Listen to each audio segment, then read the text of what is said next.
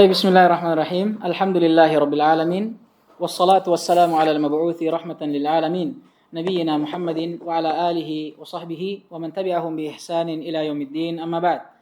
Alhamdulillah, kita masih melanjutkan pelajaran kita, masih dalam mempelajari cabang ilmu usulul fiqh, dan alhamdulillah atas pertolongan dan kemudahan dari Allah Subhanahu wa taala, kita sudah memasuki kitab yang ketiga dari silsilah yang kita jalani di dalam cabang mempelajari cabang ilmu usulul fiqh. Dan insyaallah taala kita akan membaca kitab Qawaid al-Usul wa Ma'aqid al-Fusul.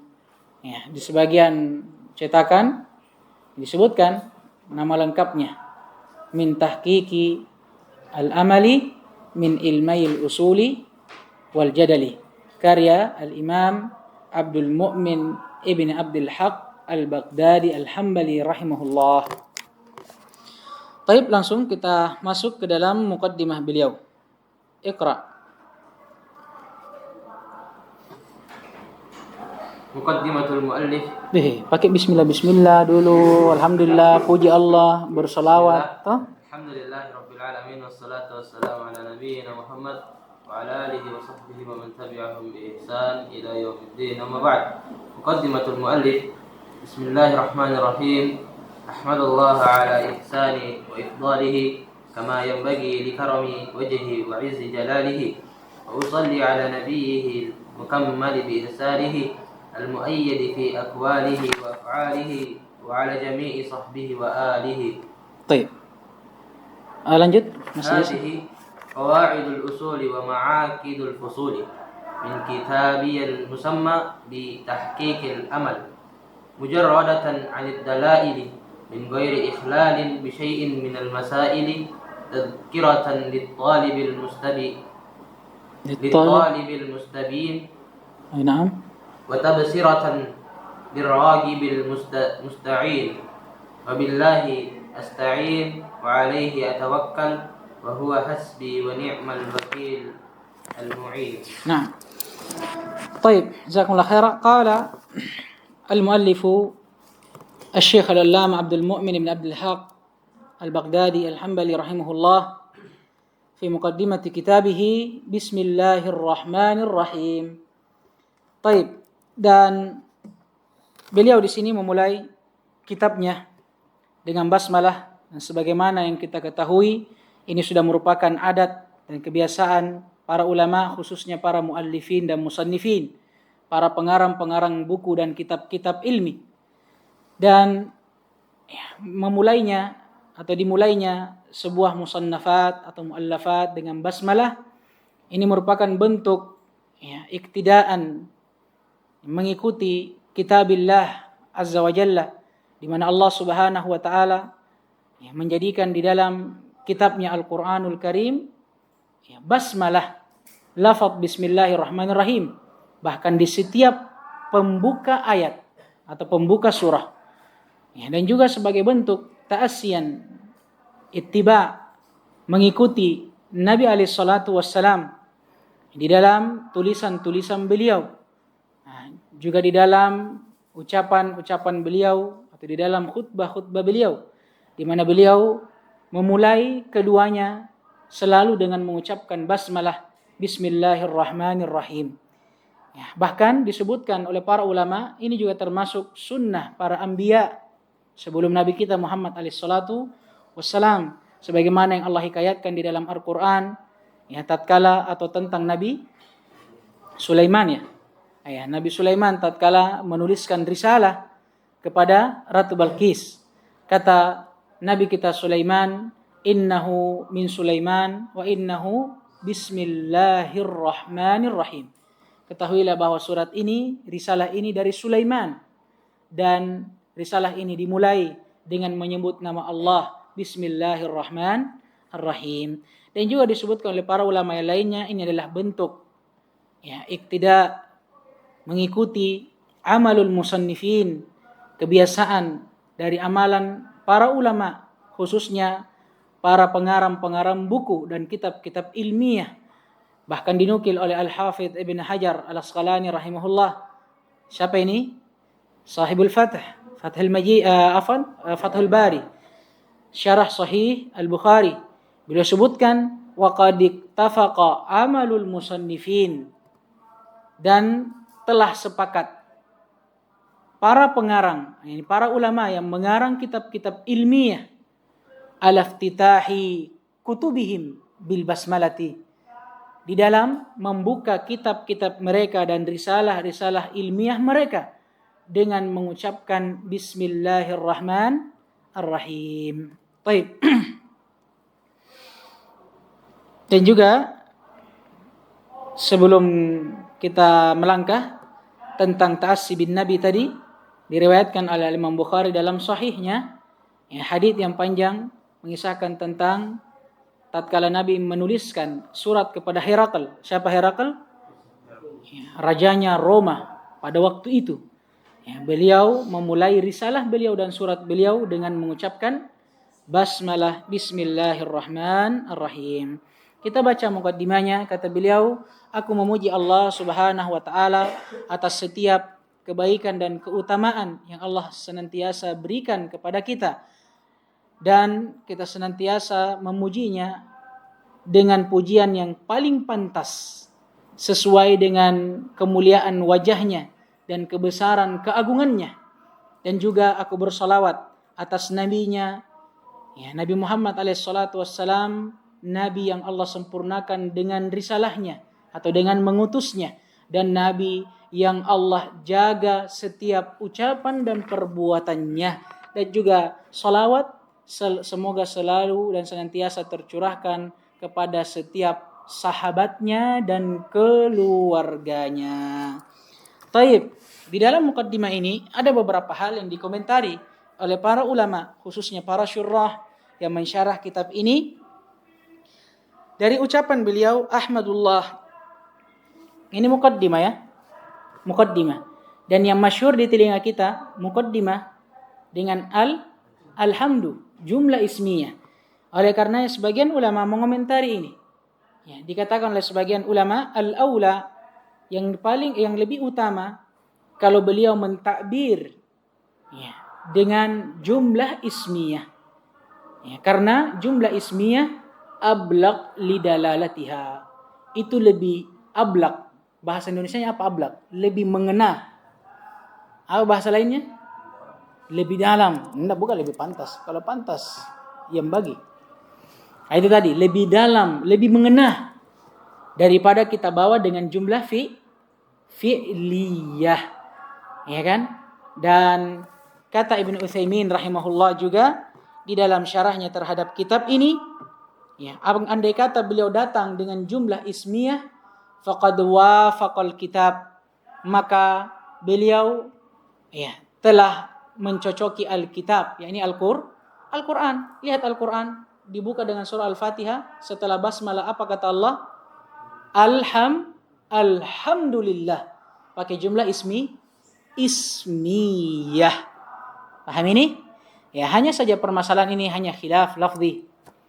Kan? Dan juga disebutkan oleh syurrah yang lainnya, keduanya warid di dalam hadits. Keduanya warid di dalam hadits. Imma pujian dengan jumlah ismiyah atau imma pujian dengan jumlah fi'liyah. Sebagaimana hadits yang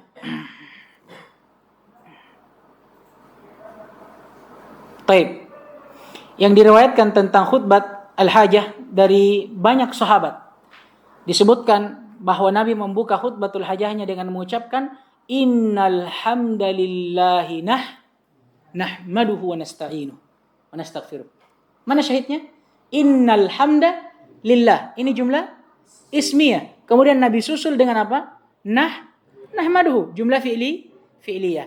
Maka kata sebagian syurrah, ini lebih bagus. Kenapa? Jam'an bainal adillah. Ini menjama antara dalil-dalil yang datang. Paham ini?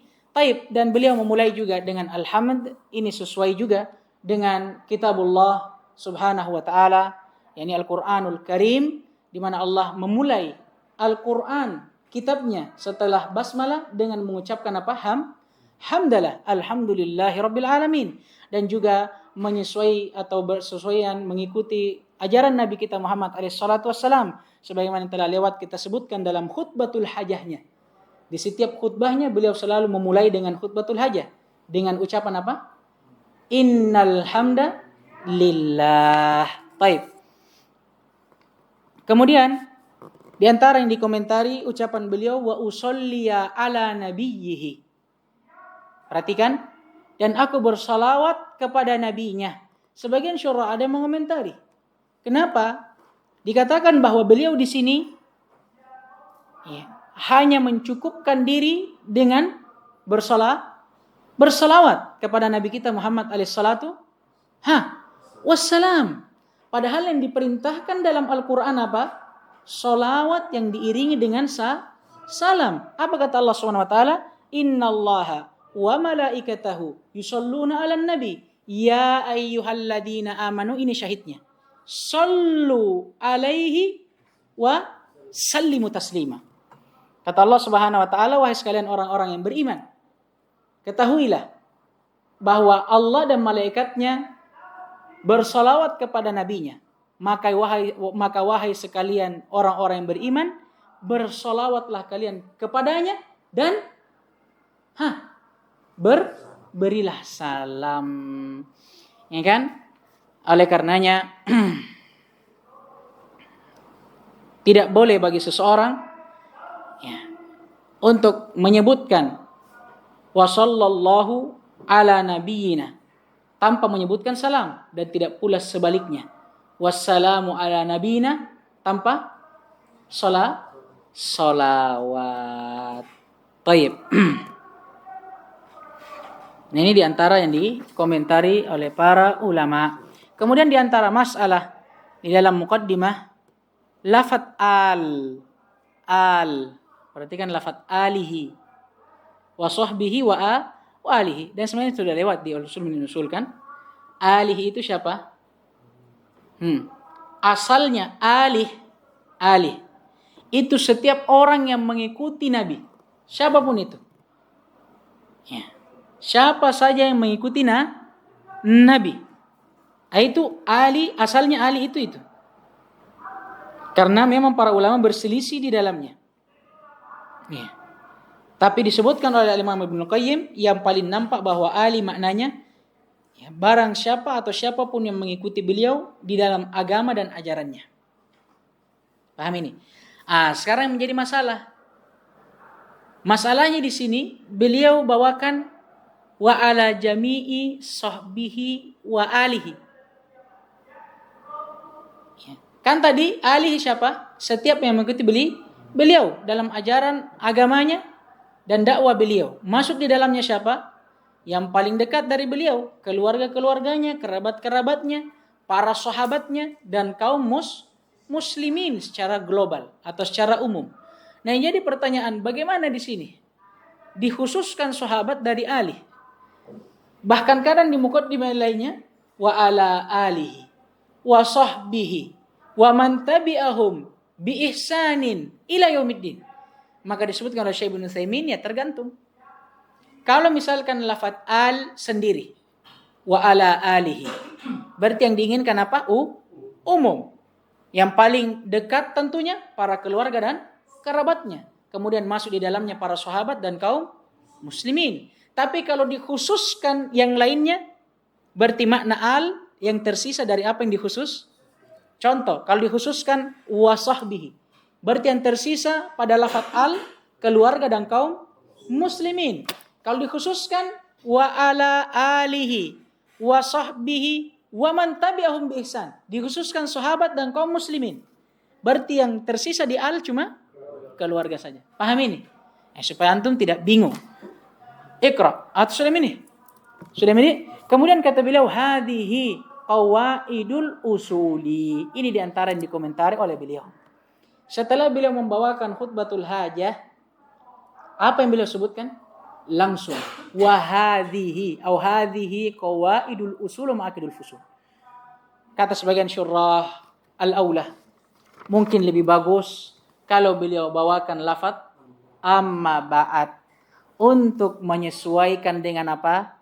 Dengan hadits yang warid dari Nabi alaihi salatu wassalam, sebagaimana Nabi SAW dalam khutbatul hajahnya setelah beliau memuji Allah dan bersolawat, beliau mengatakan apa? Amma ba'du. Taib. Kata beliau, ini hadhihi. Kembali ke mana hadhihi?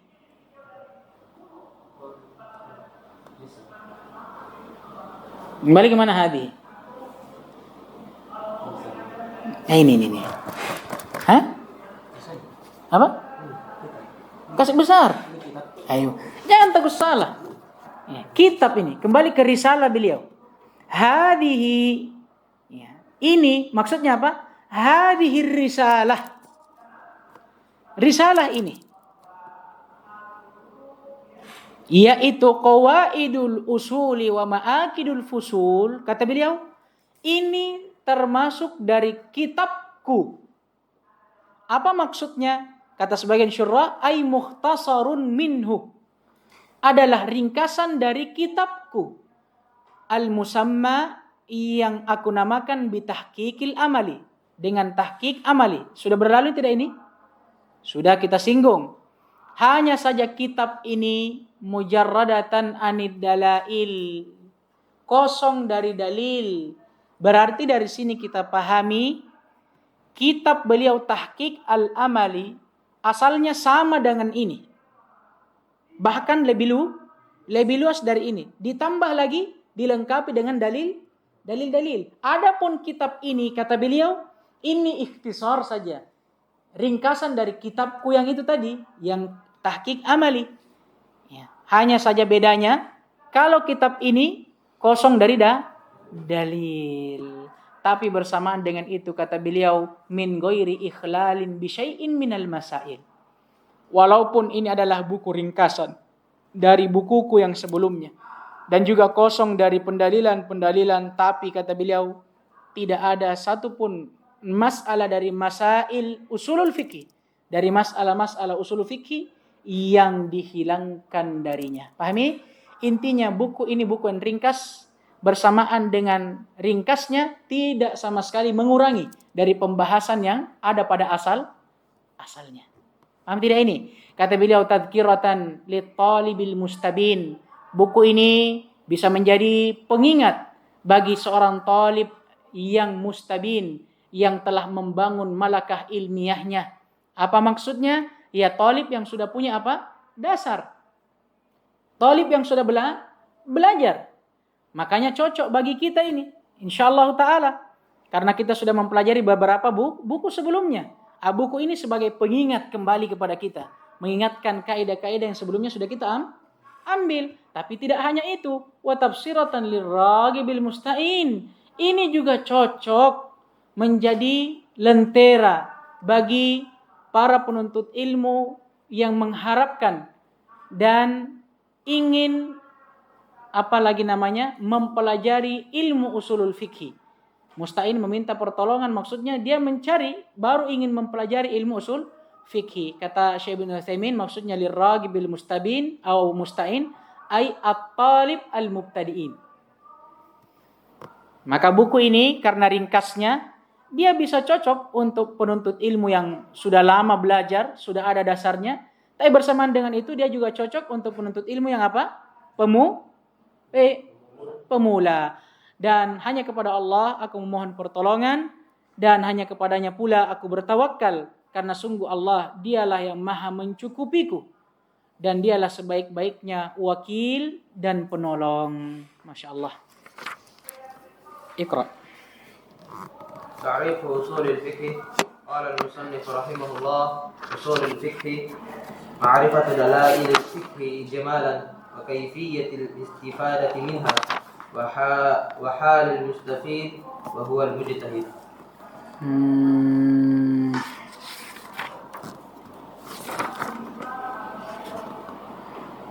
Nah, lanjut. Wal-fiqh. Atau tunggu dulu. Tunggu. Nah, sampai situ saja dulu. Oke. Kemudian kata beliau usulul fikhi. Usul al-fikhi. Ma'rifatu dalailil fikhi ijmalan wa kaifiyatul istifadati minha wa halul mustafidi wa huwal mujtahid. Di sebagian syarah ada yang menuliskan judul bab untuk mempermudah apa yang beliau maksudkan dan apa yang ingin beliau bahas di dalam kitabnya. Karena beliau ini kitab yang ringkas, tapi bersamaan dengan itu, bersamaan dengan ringkasnya, kandungannya luas. Dan beliau juga tidak memisahkan antara satu pembahasan dengan pembahasan yang lainnya. Di sini di sebagian syarah ada yang membawakan babnya. Ya, di antaranya Syekh Abdullah Fauzan dalam syarahnya Taisirul Usul, kata beliau, ta'rifu usulil fiqhi wal gharadu minhu. Definisi usul fikhi dan maksud dari mempelajarinya. Sekarang baru kita tahu apa yang beliau mulai bahas. Masalahnya tadi tiba-tiba dari muqaddimah langsung usulul fikhi. Kadang sebagian orang tidak paham apa yang beliau mau bahas sebenarnya ini. Maka sebagian syurah memberikan bab ta'rifu usulul fikhi wal gharad minhu. Bab definisi tentang usul fikhi dan apa maksud di dalam mempelajarinya. Taib, kata beliau usulul fikhi. Di sini beliau akan memulai dengan membawakan ta'rif atau definisi tentang usulul fikhi. Dan beliau akan memulai dengan membawakan definisinya secara murakkab, secara tersusun. Baru setelah itu beliau akan membawakan definisinya secara terpisah, kata per katanya. Kata per katanya. Taib, kata beliau usulul fikhi. Usul fikhi secara murakkab, secara dia tersusun, apa maknanya? Ma'rifatu dalailil fikhi ijmalan. Pengetahuan seseorang atau bagaimana seseorang mengetahui dalil-dalil fikhi secara global. Wa kaifiyatul istifadati minha. Setelah kita mempelajari dalil-dalil fikhi itu secara global, kita teliti, baru kemudian kita belajar bagaimana cara mengambil hukum dari dalil itu yang telah kita teliti. Setelah kita menyimpulkan hukum darinya, barulah sebagai penyempurna kita mempelajari halul mustafid wa huwal mujtahid. Bagaimana sebenarnya kriteria orang yang bisa mengambil suatu kesimpulan hukum dari suatu dalil. Paham tidak ini?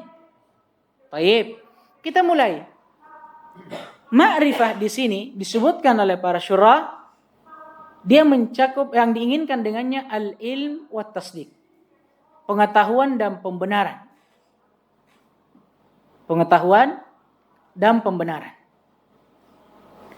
Dan yang diinginkan dengan pengetahuan terhadap dalil-dalil fikhi. Dalil-dalil fikhi, yaitu mengetahui keadaannya yang berkaitan dengan dalil tersebut. Keadaan dalil itu.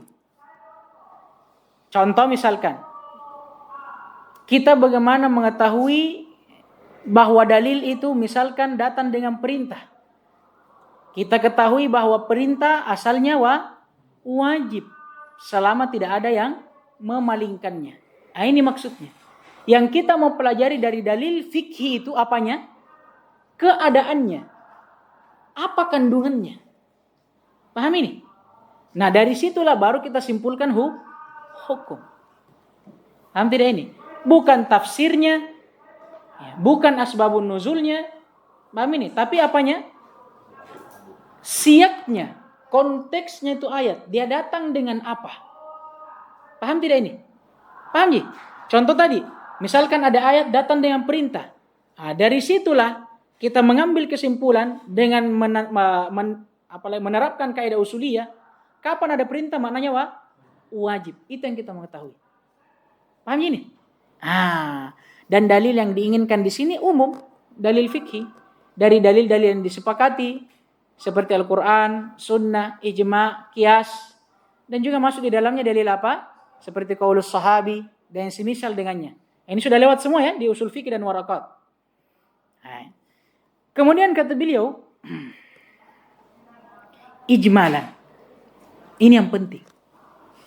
Usul fikih, kita mempelajari tentang dalil-dalil fikih, Al-Quran, Sunnah. Apanya tadi? Kandungannya. Tapi secara global, ijmalan. Apa maknanya? Maknanya berarti dalil yang kita bahas ini bukan dalil muayyan. Kalau di usul min ilmu usul, dia takbir dengan bahasa yang lain. Dalil tafsiliyah. Paham ini? Dengan dalil, bukan lawannya tafsiliyah. Ijmaliyah. Kalau di sini dalil ijmal dengan muayyan. Sama aja. Usul fikih mempelajari dalil tapi secara mujmal, secara global, bukan secara muayyan. Bagaimana itu dalil secara muayyan? Sebagaimana kita praktekkan dulu. Penerapan dalil di sisi ulama fikih. Ketika dia ditanya, apa hukum sholat? Wajib. Apa dalilnya? Firman Allah SWT, wa aqimu as-salah. Tapi ketika ditanya, bagaimana cara mengambilnya? Ini diambil dari mana? Usul fikih. Para ulama usul fikih beda cara pandangnya. Tidak langsung ke sana. Tapi dia pandang secara global. Di dalam kaidah usul fikih, mereka punya kaidah al-amru yufid al-wujub. Setiap perintah pasti asalnya wajib. Sekarang dalil dan kaidah ini khusus pada perintah sholat atau umum pada setiap perintah? Umum. Dia global pada setiap perintah. Apapun itu. Bukan hanya sholat. Mungkin zakat, mungkin haji, atau mungkin ibadah yang lainnya. Puasa dan semisal dengannya. Paham ini? Inilah nanti yang akan disimpulkan darinya hukum. Paham ini? Jadi dari sini para usuli menjawab. Kesimpulan yang kita ambil dari ayat wa aqimus shalah adalah kewajiban sholat. Dari mana? Dari kaidah usuliyah. Bahwa kapan datang perintah, maka asal dari perintah adalah wajib. Nah ayat wa aqimus shalah, perintah atau tidak? Perintah untuk mendirikan berarti kesimpulannya wajib Paham tidak ini? Itu usul fikih. Gitu? Itu kenapa para ulama mengatakan dengan mempelajari ilmu usul fikih itu dalil kita itu akan kuat tumpuannya, tidak akan goyang. Lihat itu beberapa para ulama mereka berselisih. Ada yang mengatakan A, ada yang mengatakan B. Dalam satu masalah yang sama. Tapi masing-masing punya hujah yang kuat. Itu kenapa? Karena dia punya usul. Biar orang bilang apa? Saya punya dalil. Itu faedahnya. Kenapa kita belajar ilmu usul? Karena kita tahu di mana sumber dalil itu. Paham kita? Baik. Kemudian kata beliau. Jadi kesimpulannya ikhwas sekalian. Orang-orang di sisi usul itu, dalil itu ada dua. Dalil tafsili dan ijmali. Dalil tafsili ini dalil muayyan. Dalil yang langsung menjelaskan terhadap hukum dari suatu masalah yang diinginkan. Paham tidak? Seperti tadi. Dalil sholat. Apa? Wa aqimus shalah. Langsung. Paham ini? Karena tidak bisa dipakai wa aqimus shalah untuk zakat. Tidak bisa juga dipakai aqimus shalah untuk puasa dan haji dan ibadah yang lainnya. Dan ada namanya dalil yang kedua, dalil ijmaliyah, dalil global. Ini kaidah usuliyah. Contoh, al-amru yufid al-wujub. Setiap ada perintah, maka asal makna perintah wajib. Sekarang, kaidah ini bisa diterapkan di sholat? Bisa.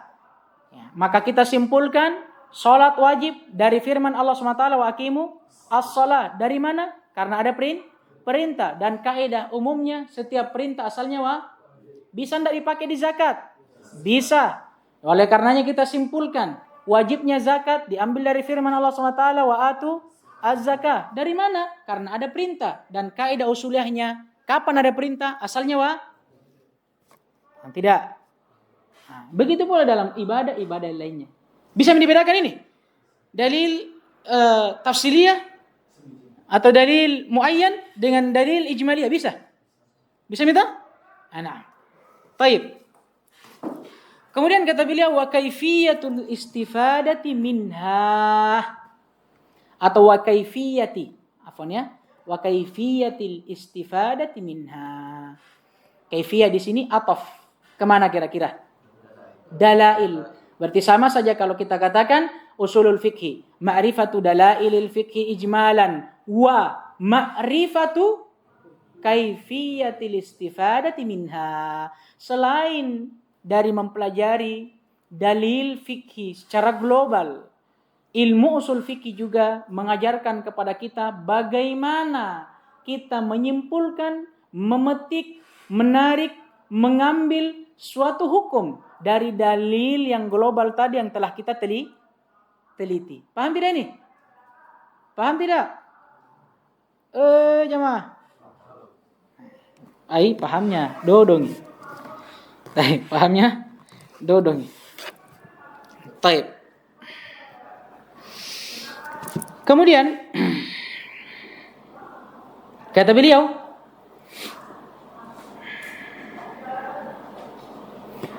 wa kaifiyatil istifadati minha. Bagaimana kita beristifadah, mengambil faedah, menyimpulkan hukum dari dalil-dalil global tersebut. Disebutkan oleh para syurah, tiada lain sebagaimana akan datang nanti. Ini bisa diketahui dengan mempelajari dalalatul alfat, penunjukan atau makna-makna dari lafaz. Tentunya dari suatu dalil dan nas. Contoh, tadi kita sudah ambil dalil fikhi yang mujmal. Apa tadi? Yang mujmal. Kaidah usuliyah. Al-aslu fil amri yufidul wujub. Sekarang dari kaidah ini kita akan mempelajari bagaimana cara mengambil hukum dari kaidah ini. Contoh, hukum sholat. Paham ini? Kita mau ambil hukum sholat dengan memakai kaidah asal dari perintah adalah wajib. Barulah kita ambil dalilnya. Firman Allah SWT, wa aqimu as-shalah. Sekarang, bagaimana kita bisa tahu dan menerapkan kaidah usuliyah pada suatu dalil? Kalau kita tidak tahu, mempelajari dan mengetahui makna-makna dan penunjukan lafaz. Sekarang kalau antum tidak tahu lafaz-lafaz, wa aqimu, antum tidak tahu itu kalau itu fi'il amr, bisa tidak antum simpulkan kewajiban sholat dari situ dengan mengatakan sholat wajib dengan aqimus sholah, karena ada perintah di dalamnya dan asal perintah wajib. Sedangkan antum tidak tahu yang mana perintah di sini, aqimu atau sholah. Bisa tidak? Oleh karenanya kata para ulama, jumlah yang kedua ini bisa diketahui dengan apa? Mempelajari dalalat al-alfat, makna atau penunjukan lafaz. Seperti am, khos, amr, nahi, dan semisal dengannya. Mutlak, muqayyad. Paham tidak ini? Sama dengan hukum-hukum yang lain nanti. Ada dalil umum, ada dalil khusus. Bagaimana cara antum bisa terapkan pengkhususan umum, takhsisul am, kalau antum tidak tahu yang mana umum, yang mana khusus? Bisa enggak? Enggak bisa. Oke, paham ini? Yang terakhir kata beliau, wahalil mustafid wa huwal mujtahid. Yang terakhir yang kita akan pelajari dalam ilmu usulul fikih adalah keadaan seorang mustafid. Setelah kita beranjak dari mempelajari bagaimana kita beristifadah, beristimbat dan beristidlal, mengambil, menetapkan, menarik suatu hukum dari dalil, kita harus tahu bahwa tidak semua orang bisa untuk hal tersebut. Paham ini? Tapi yang bisa untuk hal tersebut hanyalah seorang mujtahid. Dan di sinilah kita akan mempelajari siapa itu mujtahid, apa kriterianya, apa syarat-syaratnya. Karena tidak semua orang yang menyimpulkan suatu hukum dari suatu dalil dikatakan mujtahid. Ada orang ketika ditanya suatu hukum dia tahu, bahkan dia tahu dalilnya. Tapi ketika ditanya bagaimana caranya, dia bilang Ustadz fulan, Syekh fulan.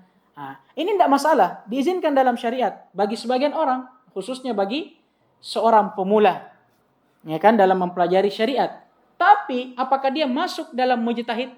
Apakah dia dianggap sebagai orang yang bisa menyimpulkan suatu hukum dari dalil? Tidak. Ini yang akan kita pelajari nantinya. Hal al-mustafid. Dan dari sinilah kita juga bisa mengetahui bahwa seorang muqallid yang menyimpulkan hukum dengan taklid dan ikut-ikutan, apakah mujtahid? Tidak. Apakah bisa diambil ucapannya? Tidak bisa lah, muqallid. Paham ini? Tayyib.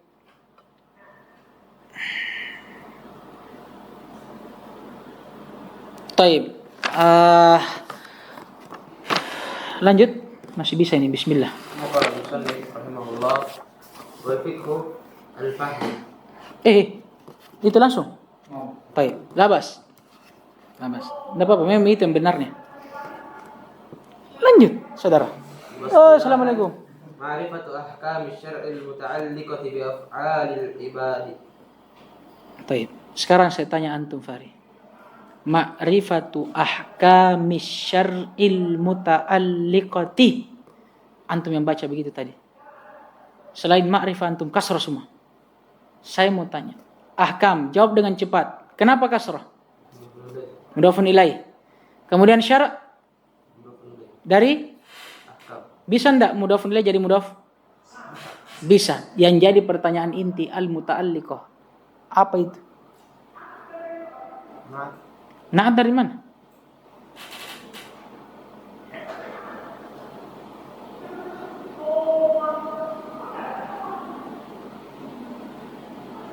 Dari syar'. Dari syar'. La.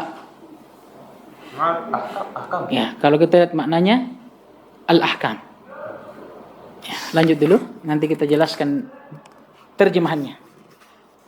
Wal aslu ma yanbaghi alayhi ghayruhu. Fa usulul fiqh adillatuhu wal gharad minhu ma'rifatuhu. Al-awwal kayfiyat iktibas. Mana? Wal gharad minhu ma'rifatuhu. ada al-awwal. Awalan. Coba lihat antum. Ya. Ya, cocok. Enggak apa-apa. Dimaafkan. Baik. Awalan kayfiyat iktibas al-ahkam. Thaniyan wal adillati. Thalithan wa halil muktabisi. Dari sini juga kita bisa tahu. Antum lihat itu, ada wawunya. Kalau dia dikasih nomor, itu untuk apa dikasih waw? Kemudian dia diurut. Dia diurut ini. Itu kan untuk apa dikasih nomor? Kayak apa? Untuk apa dikasih waw? Tapi adanya waw itu menunjukkan kalau dia kalam yang sah. Tapi Allah alam itu untuk memudahkan. Itu kan uslub ta'lif saja. Cara untuk menyusun suatu buku itu lebih mudahkan juga. Baik, lanjut. Wadzalika thalathatu abwab. Kenapa setengah-setengah? Masih ada itu. Beda nih.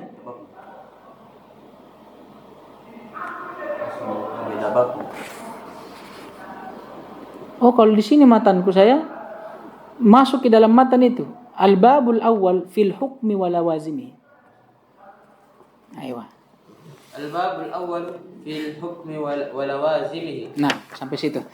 Kemudian kata beliau rahimahullah wal fiqhu al-fahmu.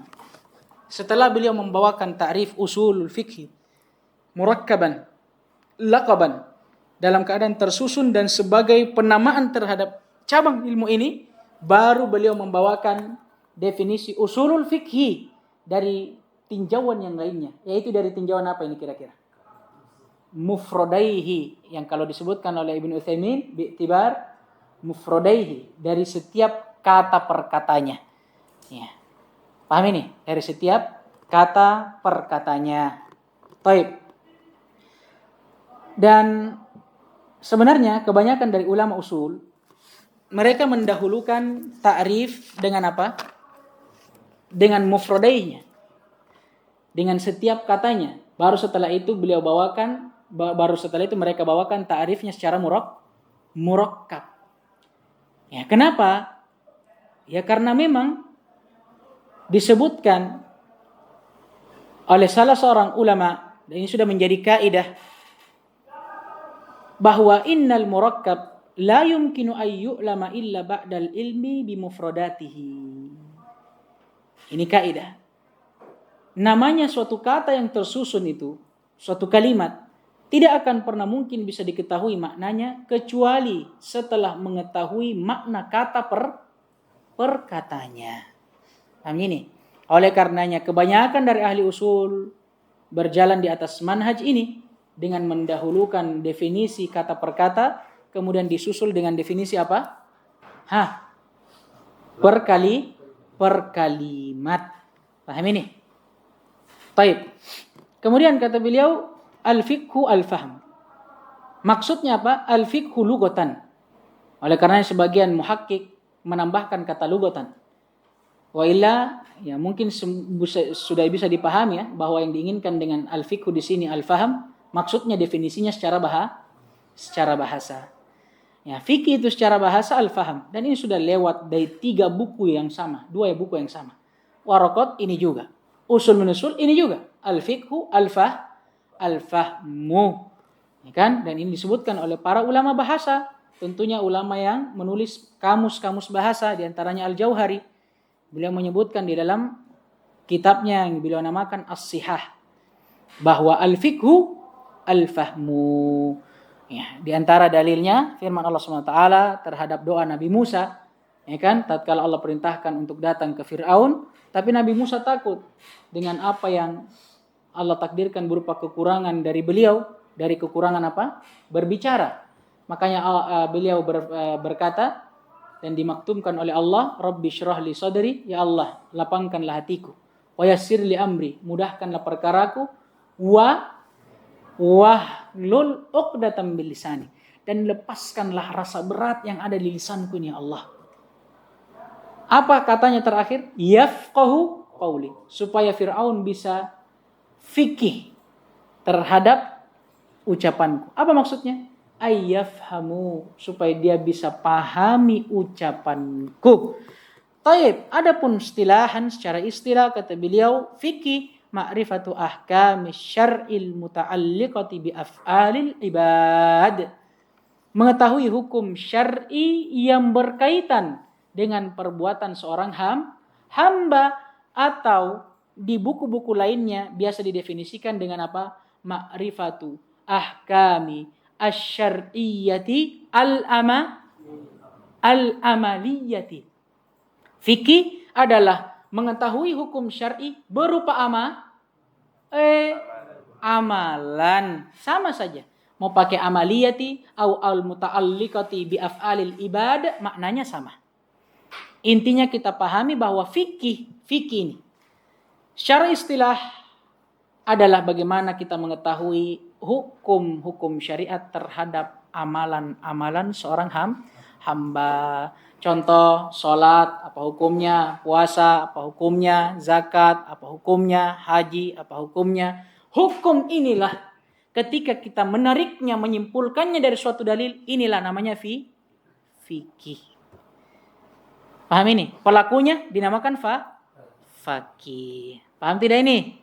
Hanya saja dikomentari oleh sebagian syurah, ada baiknya kalau beliau tambahkan biadillatiha at-tafsiliyah.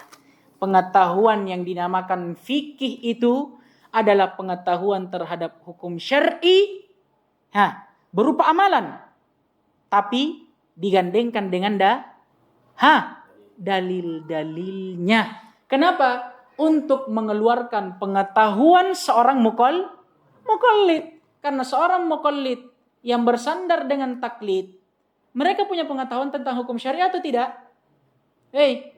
Punya. Tapi apakah dibangun di atas dalil atau tidak? Tidak. Sama enggak dengan mujtahid? Beda. Masuk enggak dalam permasalahan usul fikih? Tidak. Mafhum insyaallah? Mafhum. Wal aslu ma yanbani alaihi ghairuh. Adapun asal apa yang dibangun di atasnya selainnya. Jadi kalau kita lihat let per letnya atau kata per katanya kita gabungkan. Fikih adalah pengetahuan terhadap hukum syar'i yang dibangun di atas dalil. Kalau asal atau usul, dia adalah sesuatu yang dibangun di atasnya selain selainnya. Maka beliau simpulkan di bawah, fa usulul fikhi adillatuhu. Kalau begitu, usul fikhi maknanya adillatuhu ay adillatu al-fikhi. Kenapa dikatakan usul fikhi adalah dalil-dalil fikhi? Kita kembali ke definisinya. Apa makna usul? Sesuatu yang dibangun di atasnya selainnya atau pondasi, bahasa ringkasnya. Fikih adalah ilmu atau pengetahuan terhadap hukum syar'i. Kalau digabung berarti usul fikih. Berarti usul fikih adalah dasar, pondasi yang dibangun di atasnya apa? Pengetahuan terhadap hukum syar'i. Berarti apa? Apa yang mau dipelajari dalam usul fikih? Dalil-dalil fikih yang dari situ nanti kita memetik dan menyimpulkan hukum fikih. Paham tidak ini? Paham tidak? Makanya beliau simpulkan, Masya Allah, fa usulul fikih adillatuh. Kalau begitu kesimpulannya, usul fikih adalah dalil-dalil fikih. Ini yang kita mau pelajari. Dan beliau sempurnakan dengan penjelasan terakhir, wal gharadu minhu. Dan maksud darinya. Apa maksudnya? Maksud dari mempelajari ilmu usulul fikih. Ini faedah tambahan. Yang pertama, ma'rifatu kaifiyati iktibasil ahkam. Mengetahui bagaimana cara iktibas. Ini sama, semakna dengan istimbat, istidlal, istifadah. Sama. Bagaimana cara kita memetik, menyimpulkan, mengambil suatu hukum. Ini faedah pertama. Yang kedua, kita mengetahui dalil-dalil al-adillah. Yang dari situlah nanti bisa disempurnakan poin yang pertama. Karena dari dalil-dalillah kita bisa menyimpulkan hukum. Dan yang terakhir, kita bisa tahu hal al-muqtabis atau mustadil atau mustafid atau mustambit. Sama maknanya. Kita bisa tahu keadaan, kriteria, siapa sebenarnya seseorang yang bisa dianggap mengambil suatu hukum dari dalil. Paham tidak ini? Jamaah. Naktafi bihada al-qadr subhanakallahumma bihamdik. Ashhadu an la ilaha illa anta astaghfiruka wa atubu ilaik. Waffaqallahu al-jami' lima yuhibbu wa yarda wa yutina al-afiyata was-salamah. Innahu waliyu dzalika wal qadiru alaih. Walhamdulillahi rabbil alamin.